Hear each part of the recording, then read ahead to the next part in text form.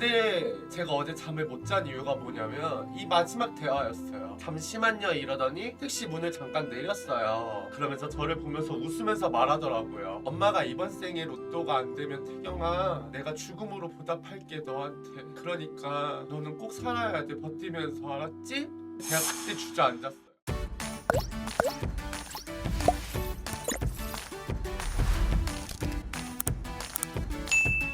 오늘 친구 한 명이 연락이 왔어요. 사실 이 말을 할까 말까 고민을 많이 했어. 태경아 많이 힘든 것 같으면은 다시 정신과 치료를 받아보는 게 어때? 왜? 이랬거든요. 요새 너 보면 위태위태해 보여. 나만 느끼는 건가? 아니면 다른 애들도 느끼고 있는 건가? 내가 함부로 말할 수도 없는 거라서 말을 할지 말지 고민을 많이 했는데 너 진짜 갑자기 훅 갈 것 같아.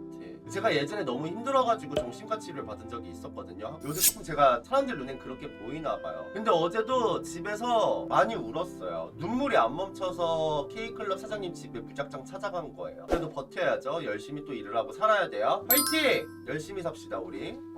누구보다 열심히 살 겁니다. 이대로 죽기엔 너무 아까워. 화이팅! 여러분들은 알고 있겠지만 제가 저희 엄마를 지금 만난 게 아버지 비상속대 이후로 처음 만난 거예요. 사실 이제 어제 엄마를 원래 만나러 가기로 한 거였어요. 설날 때도 못 보러 갔고 이제 엄마가 온다고 하는 거예요. 동생도 서울 구경하고 싶고 오랜만에 저를 보러 오시는데 저 멀리서 걸어오시는데 동생이랑 엄마가 갑자기 목도리를 제 목에 감싸주더라고요. 그래서 답답해 안해 내가 이랬거든요. 근데 막 감싸주더라고요. 옛날에는 안 한다고 이랬을 텐데 이제 내가 나이가 차니까 또 언제 이런 걸 받아보겠나 라는 생각을 해서 목도리 이상하게 찼는데 차고 있었어 내가. 그리고 어디 갈까 했는데 이제 동생이 익선동을 가고 싶다고 하는 거예요. 종로에. 사실 저는 너무 불안했어요. 종로를 가게 되면. 그래 뭐 어차피 게이거리랑은 조금 거리가 있으니 종강역에 내려서 인사동 투어를 시키고 익선동으로 넘어가려고 했었어요. 근데 엄마가 이제 다리를 쩔뚝거리는 거예요. 그래서 내가 왜 그래? 이러니까 엄마가 다리가 근육이 땡기네 이러는 거예요. 그래서 내가 힐 신고 오지 말라 그랬잖아. 누가 서울 오는데 힐 신고 와. 아들 오랜만에 만나는데 이뻐 보이고 싶었어 라고 하는 거예요. 그래서 내가 이뻐 보일 것도 셌다. 운동화 사줄게. 운동화 사러 가자. 그러고 이제 금강제야를 제가 들어갈라 그랬어요. 엄마는 브랜드 신발 안 맞는다고. 막 혼자 길거리에 막 그 인사동 가면 막 구제 신발 10,000원짜리 막 이런 거 보는 거예요. 너무 속상했죠. 그런 걸 보는데. 근데 엄마가 결국에는 예쁜 게 없다 가자 해서 쩔뚝쩔뚝 거리더라고요. 그래서 제가 부축하면서 걸었어요. 그러다가 이제 엄마한테 뭐 먹을까 하다가 이제 아구찜 뭐 이런 매콤한 게 먹고 싶대요. 그래서 종로 낙원상가 쪽에 아구찜 거리가 있거든요. 제가 다니는 맛집으로 해서 갔어요. 근데 너무 맛있게 먹더라고요. 동생한테 얘기를 했어요. 일하는 거는 괜찮아? 이랬더니 그만뒀대요. 어깨가 염증이 생겨가지고 10일 전에 그만뒀다고 하더라고요. 이제는 너가 네 힘으로 살아야 돼. 엄마와 나는 최선을 다했어. 네가 하고 싶단 거 다 하게 해줬고. 알았지? 내가 이제 살 거야 오빠. 너 동생 그래도 용돈 받으면 엄마 생활비 없어가지고 엄마한테 막 50만 원씩 줄 때도 있었어. 이런 말 하는데 동생이 너무 많이 크다고 생각이 들었어요. 저는 엄마한테 50만 원 줬어? 이러니까 돈 있으면 엄마한테 맨날 그렇게 줬어.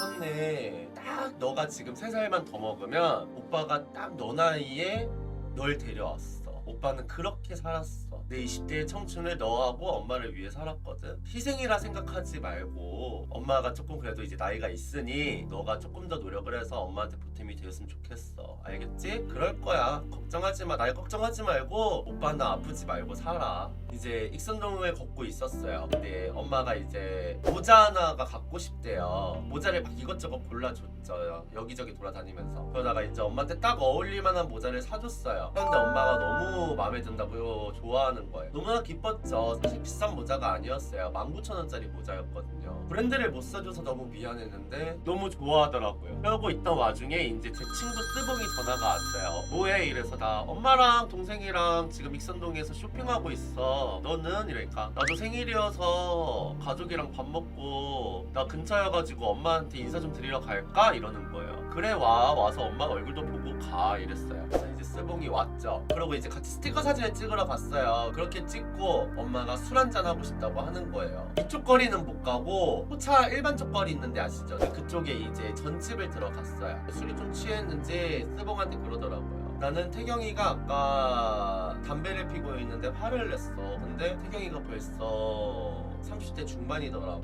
세월이 언제 이렇게 빨리 갔는지 모르겠어. 많이 태경이가 힘들게 할 때도 있지만 네가 옆에서 싸우지 말고 잘 챙겨줬으면 좋겠어. 근데 제가 그랬어요. 엄마 오늘 스봉 생일이야. 진짠 얘기 하지 마. 엄마 민폐라니까. 아, 미안해 스봉아. 엄마가 너무 또 진지해졌다. 술 먹으니까 우리 재밌게 놀자 하다가 또 엄마가 또 이러는 거예요. 딱 지금 네 동생 나이에 너네 아빠한테 시집을 갔어. 정말 철없는 나이에 갔지. 이렇게 말하는데 제가 엄마도 진지해져가지고 뭐라 그랬냐면은 그치 시집을 갔지. 근데 첩인지 누가 알았겠어. 본처는 따로 있고 그치? 이랬더니 이제 스봉이 웃음이 터진 거야. 거기에서. 왜 웃어? 맞잖아 니도 알다시피 엄마 본차 아니야. 이러니까 엄마도 갑자기 웃더라고요. 나도 내가 중전일 줄 알았는데 내가 후궁일 줄 어떻게 알았겠어 이러더라고. 그러게 말이야. 이게 말이 돼요? 진짜 나는 무슨 조선시대도 아니고 상상도 못할 진짜. 죄송합니다. 그러다가 이제 엄마가 조금 많이 취했길래 그랬어요.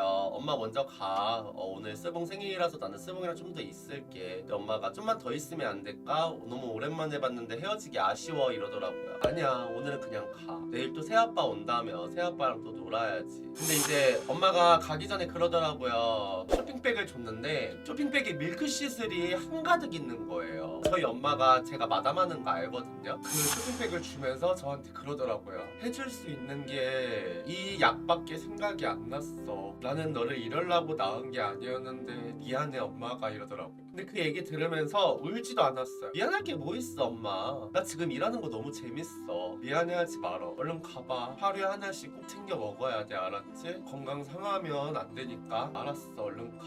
엄마 빚진 거 없지? 빚은 지면 안 된다. 나 엄마 빚 갚느라 죽는 줄 알았으니까. 엄마 혹시라도 아빠처럼 갈 때처럼 빚 남겨두고 가면 안 돼 이랬어요. 빚 안 졌어. 친구들한테 개인적으로 몇백 빌린 거밖에 없어 이러더라고요. 알았어. 그리고 이제 택시를 타서 보냈죠. 근데 제가 어제 잠을 못 잔 이유가 뭐냐면 이 마지막 대화였어요. 잠시만요 이러더니 택시 문을 잠깐 내렸어요. 그러면서 저를 보면서 웃으면서 말하더라고요. 엄마가 이번 생에 로또가 안 되면 태경아 내가 죽음으로 보답할게 너한테. 그러니까 너는 꼭 살아야 돼. 버티면서 알았지?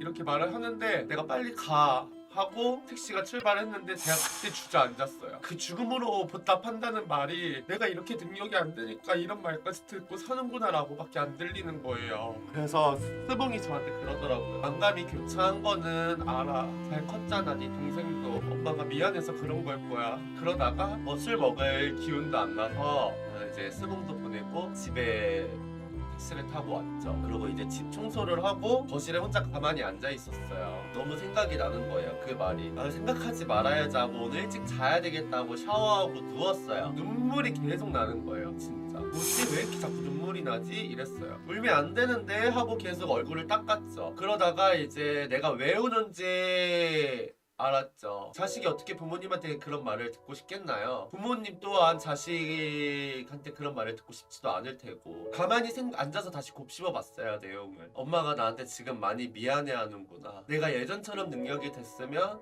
이런 말도 안 들었을 텐데 차라리 철없던 엄마로 돌아오지. 내가 너무 죄스러운 거예요. 그게 최선을 다했다고 생각을 했거든요. 근데 아직까지도 저는 부족한 것 같은 거예요. 그냥 어제 모든 상황이 싫었어요. 동생 택시 태워서 보내는데도 동생한테 10만원 주려고 했는데 잔액 부족이라 떠가지고 7만원밖에 없어서 7만원 보낸 내 자신도 싫었고. 제가 사실 요새 가족들한테 많이 잘 못하거든요. 근데 엄마가 저한테 그러더라고요. 네가 맨날 술에 절어 있으니까 전화하고 싶어도 못하겠어. 늘 전화하면 아프다고 하고 보고 싶은데 보고 싶단 말도 함부로 못하겠고 소식 없어도 건강하게만 살아있다 안부만 엄마 남겨주면 너무 고마울 것 같아. 참 이런 말들이 하나하나가 다 미안했어요. 그래서 어제 그렇게 울다가 눈물이 안 멈춰서 여비랑 연락을 하다가 여비가 혼자 있지 말고 나가 있어. 내가 지금 일을 하고 있어서 나는 못 나가니. 그래서 어제 무작정 걸었던 게 K클럽 사장님 집이었어요. 너처럼 가족 생각하는 사람 없어. 심지어 나마저도 태경아 너처럼